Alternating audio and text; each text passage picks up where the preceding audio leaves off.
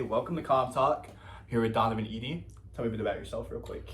I am a Albany graduate from University of Albany. I graduated from the communications department and I minored in journalism.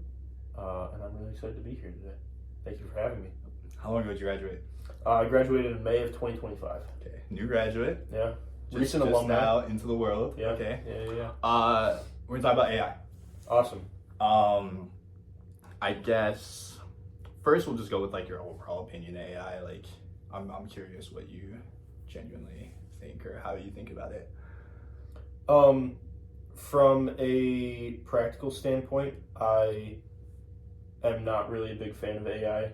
I see why it has uses. I see why it can be utilized in certain fields, like maybe advancing medical technology and maybe helping us find more efficient ways to go about daily life. But I think the cost at which we have to perform those tasks, we don't currently have a viable system for making it something that's a long-term solution.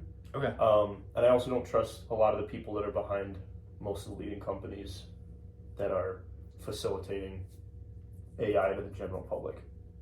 I understand. I think there's a lot where it's like, obviously it's growing and we're using it more, but I think you're right. There's a lot of unknowns and a lot of like X marks that we don't really have the answer to yet. A lot of blanks. Yeah.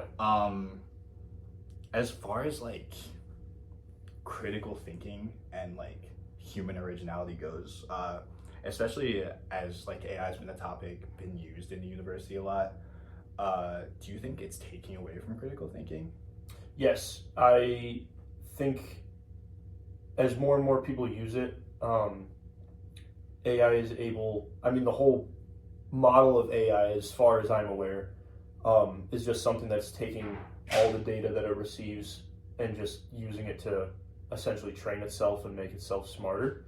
But if it's just being built on generalizing information, I think it fundamentally lacks the ability to produce original content and thought-provoking things, and therefore anyone who uses it is getting some version that doesn't really have any substantial true fact or substantial like individual thinking behind it.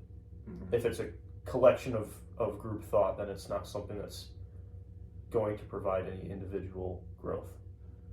Do you think it's taking away from like certain skills? Is that what you're trying to say? Yes. I think people aren't getting to actually exercise their brains. I don't think people are thinking things through clearly. I don't think they're following thinking processes along naturally when they're using it.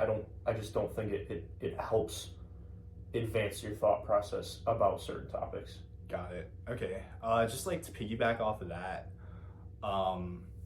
since AI does exist and it can cover the reading and writing aspects, or it can at least do its best to cover reading and writing aspects, do you think that makes other skills more important? Skills that AI can't really replicate?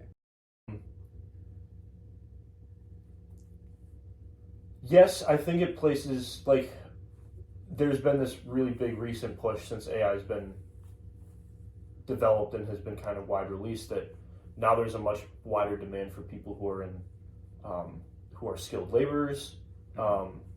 There's a large fall off in people who are graduating from college with like computer science degrees or something in information technology.